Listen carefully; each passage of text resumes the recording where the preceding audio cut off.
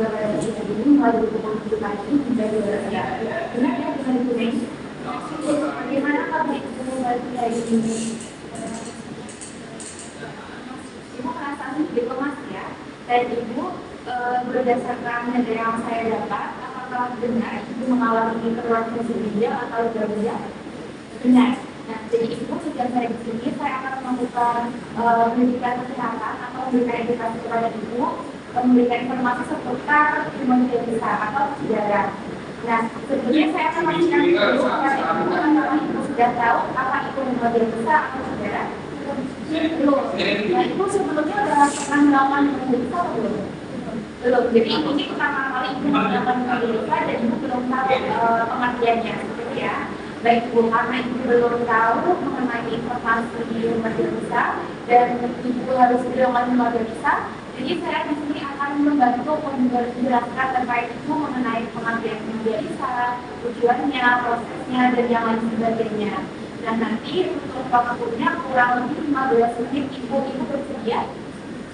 Nanti untuk prosedurnya ibu cukup menjelaskan apa yang saya sampaikan. Nanti di akhir juga saya akan memberikan kesempatan kepada ibu untuk bertanya. Nah, sebelum kita mulai, saya akan pastikan dulu posisi seperti ini. Apakah ibu nyaman? Ibu mau duduk atau mau tidur yang seperti ini, Bu? Duduk saja. Baik, saya bantu ya. Tadi Bu sudah nyaman seperti ini? Baik, sebelum kita mulai ada yang ingin ditanyakan? Ya. Oke, di sini saya akan memberikan tugas kepada ibu. Ini di sini ada beberapa informasi mengenai hemodialisis. Nah, saya akan menjelaskan juga kepada ibu nanti di akhir apabila ibu belum paham bisa disampaikan kepada saya ya. Mulai dari pengertian hemodialisis sendiri ibu ya. Jadi hemodialisis atau cuci darah itu merupakan proses pembersihan darah dengan bantuan mesin puskos.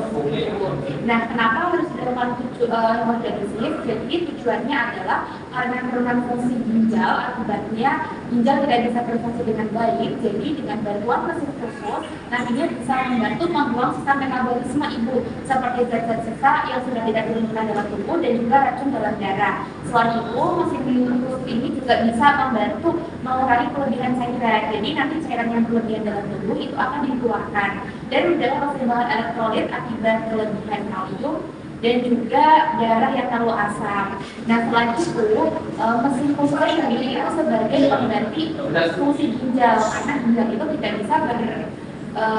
bisa berfungsi dengan baik.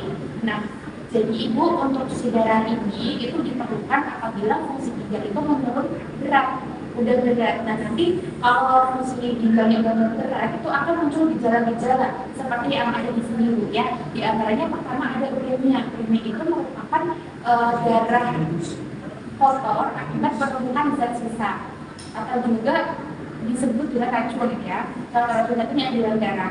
Selain itu gejalanya yang kedua itu kelebihan cairan yang ada di dalam tubuh sehingga menimbulkan udin paru atau bengkak di dalam paru, akibatnya bisa menimbulkan sesak nafas. Lalu yang ketiga itu adalah gangguan elektrolit akibat dari kadar kalium yang tinggi dan juga darah yang terlalu asam. Dan yang terakhir itu karena gangguan ginjal akut atau kronis, itu fungsi ginjal yang sudah sangat parah sehingga ginjal itu tidak bisa berfungsi dengan baik seperti itu. Nah, nanti sebelum melakukan hemodialisis itu ada persiapannya ibu ya, di antaranya nanti saya akan kembali ke sini untuk membantu ibu untuk periksa kadar vital dan juga berat badan. Setelah itu saya juga akan memastikan ibu untuk memakai pakaian yang nyaman. Ibu juga bisa istirahat dengan cukup dan juga istirahatnya dengan baik. Nah, nanti sebelum kita melakukan cuci darah atau hemodialisis dipastikan ibu harus mengosongkan kandung kemih dulu, harus beristirahat dulu seperti itu Bu. Baik ibu, sampai sini ada yang ibu tanyakan? Untuk prosesnya itu bagaimana?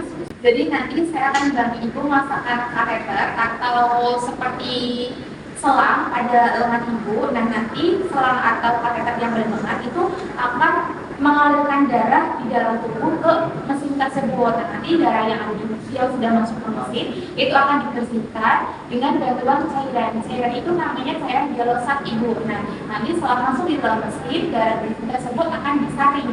Jadi racun-racun yang ada di dalam darah itu akan disaring dan cairan-cairan yang berlebihan dalam tubuh itu juga akan dikeluarkan. Nah, nanti setelah melakukan proses penyaringan dan pembersihan di dalam mesin, darah yang sudah bersih akan kembali lagi ke tubuh ibu melalui selang yang nanti akan saya pasangkan. Seperti itu ibu. Nah, karena proses melakukan cuci darahnya itu lumayan lama, nanti ibu selama proses cuci darahnya harus mematuhi anjuran asupan cairan dan juga makanan yang sudah diresepkan oleh dokter. Nah, selain itu karena nanti prosesnya lama, ibu akan merasa bosan ya. Jadi waktunya bisa ibu gunakan untuk istirahat atau dengan baca buku, mendengarkan musik. Tapi untuk istirahatnya itu harus cukup. Ibu harus melakukan aktivitasnya dengan jangan yang berat-berat.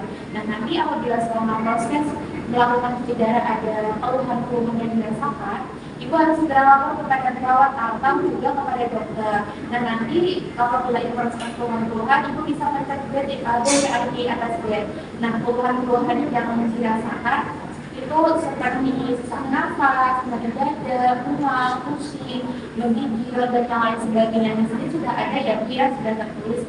Jadi nanti apabila ibu merasakan keluhan-keluhan yang ada di sini, seperti contoh, ibu harus lapor ke perawat. Seperti itu ibu. Baik, sampai sini ada yang ibu tanyakan? Mau tanya sus, kalau saya itu tidak mau melakukan cuci darah, itu caranya bagaimana sus? Apabila ibu tidak melakukan proses hidrolisis atau cuci darah, nantinya akan ada pembentukan racun atau zat sisa yang harusnya racun dan zat sisa saya tidak perlukan dalam tubuh ibu harus dikeluarkan. Tapi karena fungsi ginjalnya itu menurun dan ibu tidak melakukan proses cuci darah itu, maka nanti akan menumpuk di dalam tubuh dan itu bisa berisiko dan bisa muncul komplikasi yang lain ibu. Mungkin nanti bisa stroke, serangan jantung dan yang lain sebagainya. Jadi ini penting ya bu sebagai pengganti fungsi ginjal, jadi harus rutin dan patuh dengan anjuran dokter kapan waktunya melakukan cuci darah, kapan harus dilakukan cuci darah itu harus dipatuhi seperti itu. Ada lagi bu? Sudah sus. Baik, karena sudah, saya ingin ibu mengulang lagi tadi terkait pengertian hemodialisanya, tujuannya apa, bisa ibu jelaskan? Untuk hemodialisa itu mengganti ginjal sus dengan menyaring darah di luar tubuh menggunakan mesin hemodialisa. Ya. Untuk tujuannya itu mengganti sebagai fungsi ginjal yang rusak, itu juga mengatasi cairan yang ada di luar tubuh. Baik, terus saja. Luar biasa sekali ya, ini sudah paham. Saya rasa ibu bisa memahaminya dengan baik apa yang tadi saya sampaikan. Dan nanti kertas ini ibu bisa pegang, terus ibu juga bisa perhatikan. Ya, nanti apa yang harus disiapkan sebelum melakukan cuci darah. Nanti keluhan-keluhan yang ibu rasakan yang perlu dirasakan, yang perlu dilaporkan itu apa bisa diperhatikan di sini seperti itu ya. Ya, karena proses edukasi sudah selesai. Ibu juga sudah memahami dengan baik luar biasa sekali ibu.